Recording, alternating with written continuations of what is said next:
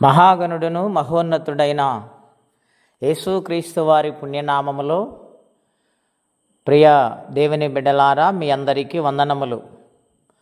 దేవుని వాక్యము ధ్యానందాము. మత్తయి సువార్త 25వ అధ్యాయము 10వ వచనం.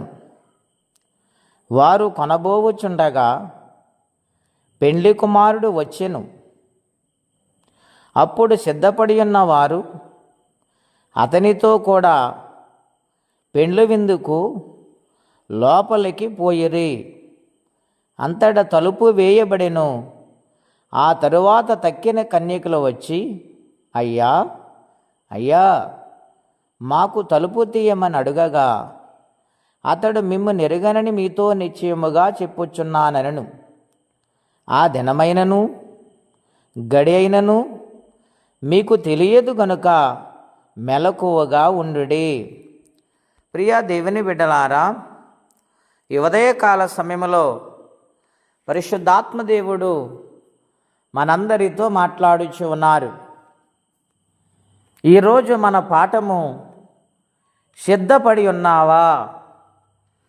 దేవుని రాజ్యము కొరకు సిద్ధపాటు కలిగిన కుటుంబమును, సిద్ధపాటు కలిగిన సంఘాన్ని, సిద్ధపాటు కలిగిన ప్రతి ఒక్కరిని ఆయన రాజ్యానికి తీసుకువెళ్ళుటకు సమయం ఆసన్నమవుతుంది గనుక దేవుని సన్నిధిలో ప్రయాణము చేస్తున్న ప్రతి ఒక్కరూ కూడా సిద్ధపాటు కలిగి ఉన్నారా?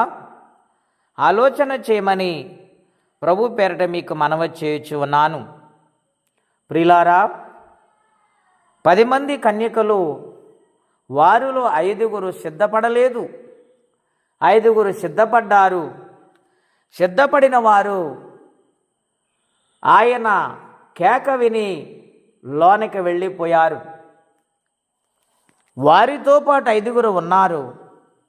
వారు ఆయన పిలిచినప్పుడు వారి సిద్ధులలో నూనె లేదు గనుక, వారి దీపములు ఆరిపోవచ్చున్నవి గనుక, వారు సిద్ధపడిన వారిని కొంచెం నూనె పోయమన్నప్పుడు, మీకును మాకును చాలదేమో, మీరు వెళ్ళి కొనివారి దగ్గర వెళ్ళమని వారు చెప్పారు. వారు కొనబోవచ్చుండగా ఆయన వచ్చి ఉన్నారు. సిద్ధపడిన వారిని ఆయన లోనకు పిలిచి తలుపు వేసేశారు. ప్రియా దేవుని బిడ్డలారా, భక్తి జీవితం ఎలా ఉన్నది? ఆచారము భక్తి చేస్తున్నారా? ప్రతి నిత్యము కూడా సిద్ధపాటు కలిగిన వారిగా ఉండాలని దేవుడు హెచ్చరిస్తూ ఉన్నాడు. మెలకువగా ఉండి ప్రార్థించాలి.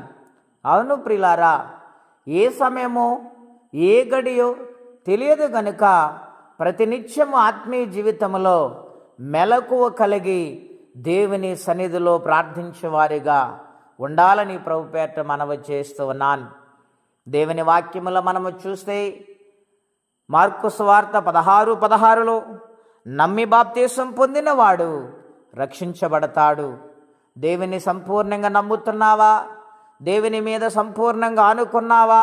ఇంకా ఈ లోకములో వెతుకులాటలో ఉన్నావేమో ఆలోచన చేయమని ప్రభు పేరట మనవి చేస్తూ ఉన్నాను. రెండవదిగా మత్తయి సువార్త 26:42లో మనం చూస్తే మెలకువగుండి ప్రార్థించమన్నాడు. ప్రతినిత్యము ప్రార్థించేవారిగా ఉండాలని ప్రభు పేరట మనవి చేస్తూ ఉన్నాను. లేవి కాండము 6వ అధ్యాయము 11వ వచనములో వ్రాయబడి ఉన్నది, బలిపీఠము నిత్యము మండుతూ ఉండాలి. అంటే పరిశుద్ధాత్మ శక్తి ప్రతి నిత్యము కూడా మనం అనుభవించే వారిగా ఉండాలి. ఒకసారి అనుభవించి నిర్లక్ష్యము చేయటానికి, అలక్ష్యము చేయటానికి మంచిదే మాత్రము కాదు, కానీ పరిశుద్ధాత్మను పొందుకునే వారిని దేవుడు తన యొక్క రాజ్యానికి పిలుస్తాడు. గనుక ఆత్మను సంపాదించుకునేవారిగా, పరిశుద్ధాత్మలో నింపబడి వారిగా, ఎల్లప్పుడూ అగ్ని మండుతున్నట్లుగా మన యొక్క హృదయం మండుతూ ప్రార్థించేవారిగా ఉండాలని ప్రభు పేరట మనవి చేస్తూ ఉన్నాను. ఆ విధముగా సిద్ధపడిన వారిని దేవుడు తన రాజ్యానికి ఆహ్వానిస్తాడు. ఆ మహిమ మేఘాల మీదకి ఆయన ఆహ్వానిస్తాడు. ఆయన స్వరమినగానే ఈ యొక్క కార్యాలు జీవితములో చేసిన వారు, నమ్మిన వారు ఆయన రాజ్యానికి వారసులవుతారు. ఈ లోకము శాశ్వతమైంది కాదండి. శాశ్వతమైన నిత్య రాజ్యానికి ప్రతినిత్యము ప్రాకులాడేవారిగా, తాపత్రయము కలిగేవారిగా హృదయాన్ని సిద్ధపరుచుకోవాలని ప్రభు పేట మనవి చేస్తూ ఈ మాటలు ముగిస్తూ ఉన్నాను. దేవుడు మనందరిని దీవించునుగాక. ప్రార్థనండి.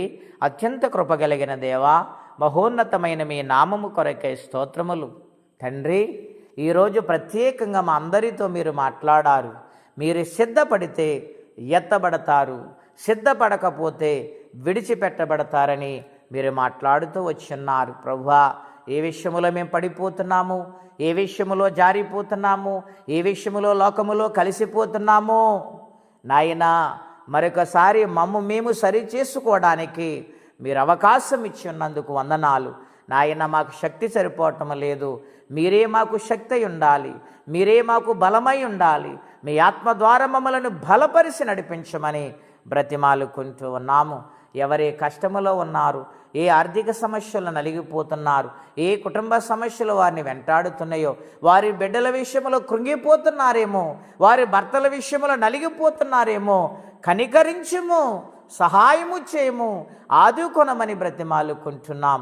ఈ దినమంతా, ఈ వారమంతా బిడ్డలను కాచి కాపాడమని, నీ కృపచేత నింపమని, రాజ్యమునకు వారసులుగా మార్చమని యేసుక్రీస్తు వారి పుణ్యనామములో ప్రార్థించి స్తుతించి ఘనపరిచి వేడుచున్నాము తండ్రి. ఆమేన్. దేవుని సన్నిధానంలో మాదిరికరమైన బ్రతుకున్నదాక. ఆమేన్. ఆలోచన చేయమని ప్రభు పేట మనవి చేస్తున్నాను.